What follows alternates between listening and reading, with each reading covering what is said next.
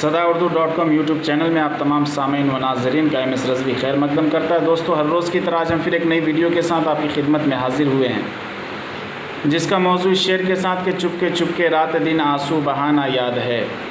चुपके चुपके रात दिन आंसू बहाना याद है, हमको अब तक आशिकी का वो ज़माना याद है। इस शेर का खालिक कोई और नहीं, रईसुल मुतग़ज़्ज़लीन हज़रत मोहानी हैं। दोस्तों, अपनी गुफ्तगू की तरफ पढ़ें इससे पहले आपसे गुजारिश है कि अगर अब तक कि आपने चैनल को सब्सक्राइब नहीं किया तो प्लीज़ सब्सक्राइब कर लें, लाइक कर दें, कमेंट सेक्शन में अपनी कीमती राय हमें ज़रूर दें ताकि हम आपकी कीमती राय से इस्तिफ़ादा हासिल कर सकें। आगे की तरफ बढ़ते हैं। अगर किसी एक शख्स में एक बुलंद पाया शायर, एक अजीम मगर नाकाम सियासतदान, एक सूफ़ी दरवेश और मुजाहिद, एक सहाफ़ी नक्काद और मुहक्किक, एक कांग्रेसी मुस्लिम लीगी कम्युनिस्ट और जमीयत उलमा की बहुत सी शख्सियतें एक साथ जमा की जाए तो उसका नाम हज़रत मोहानी होगा।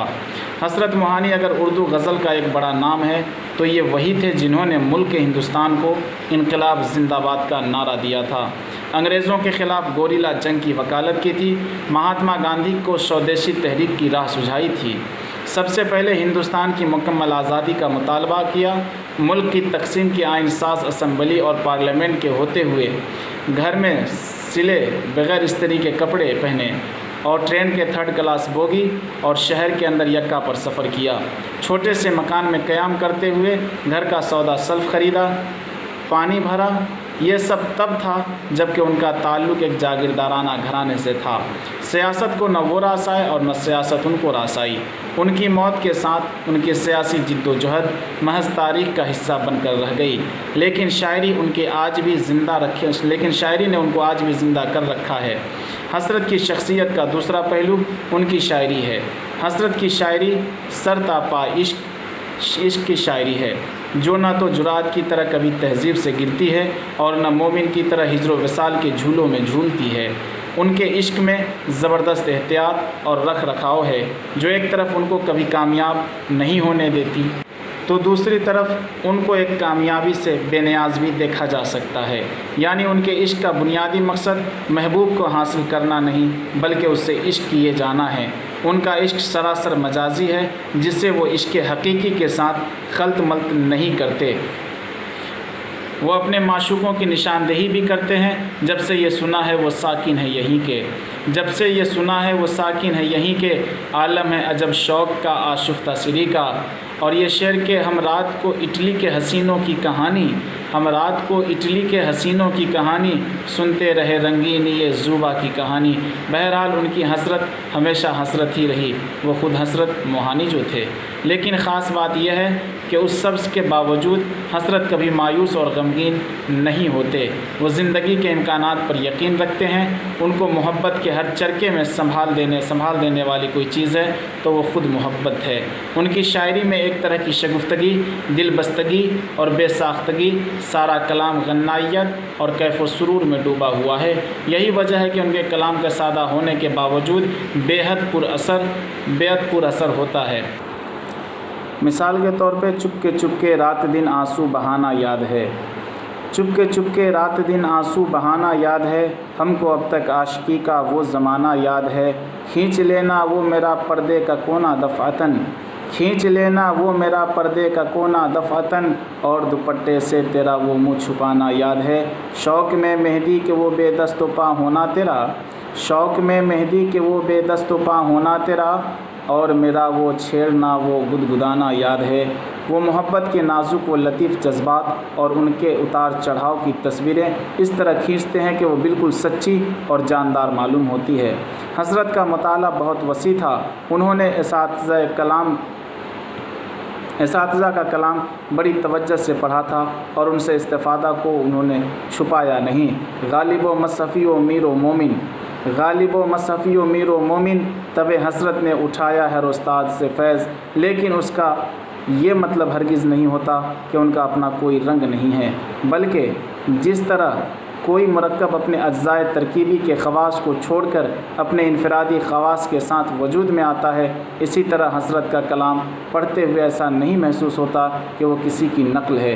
फिर भी शायराना, बल्कि यूँ कहिए कि अपने आशिकाना मिजाज के लिहाज से अगर वो किसी शायर के करीब नज़र आते हैं तो वो मोमिन है।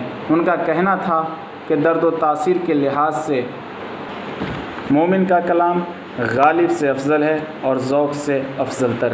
ان کا اصل نام فضل الحسن تھا اور تخلص حسرت تھا۔ فضل الحسن 1880-81 عیسوی کو قصبہ موہان میں پیدا ہوئے۔ حسرت موہانی کا انتقال اتوار 13 مئی 1951 عیسوی کو فرنگی محل لکھنؤ میں ہوا۔ حسرت کے والد کا نام سید اظہر حسن اور والدہ کا نام شہر بانو بیگم تھا۔ حسرت کے دادا کا نام سید مہر الحسن اور پردادا کا نام سید مظہر حسن تھا۔ حسرت کے 7 بھائی بہن تھے۔ حسرت کے آباء و اجداد میں ایک بزرگ سید محمود نیشا پوری 611 عیسوی میں ترک وطن کر کے التمش کے زمانے میں ہندوستان آئے تھے۔ شاید اسی لیے حسرت موہانی نے یہ مصرع کہا ہے تعلق ہم کو آخر خاک نیشا پور سے۔ حسرت کی پہلی بیوی نشاط النساء بیگم جو ان کی چچا زاد بہن تھی۔ حسرت نے اپنی پہلی جیل یاترا کے دوران ان پر ایک غزل کہی تھی جس کے ردیف نشاط حسرت نے 1894 عیسوی میں موہان مڈل اسکول سے مڈل کا امتحان پورے صوبے میں امتیازی نمبروں سے پاس کیا تھا اور مزید تعلیم کے لیے سرکاری وظیفے کے حقدار ہوئے تھے۔ حسرت 1899 عیسوی میں گورنمنٹ ہائی اسکول فتح پور سے انٹرنس کا امتحان پاس کیا اور اول درجے میں خاص امتیاز کے ساتھ پاس کیا تھا۔ مزید تعلیم کے لیے حسرت علی گڑھ آئے اور جب وہ پہلی بار علی گڑھ میں داخل ہوئے تو وہاں کے موجود طالب علموں نے ان کی حیت دیکھ کر خالہ جان کہا تھا۔ حسرت 4 سال تک علی گڑھ کے طالب علم رہے، BA کی ڈگری حاصل کی اور خالہ جان سے حسرت موہانی ہو گئے۔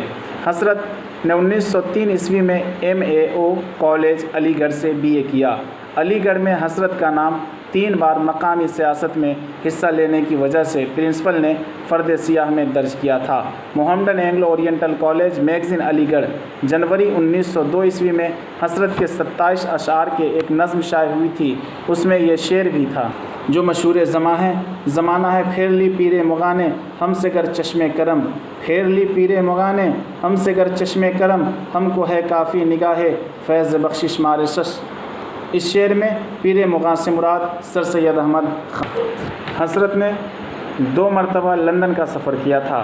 نیاز فتح پوری حسرت کے عزیز ترین اور بچپن کے دوست تھے۔ بہت سے نقادوں نے غزل کی نشاط ثانیہ کا سہرا حسرت کے سر باندھا ہے۔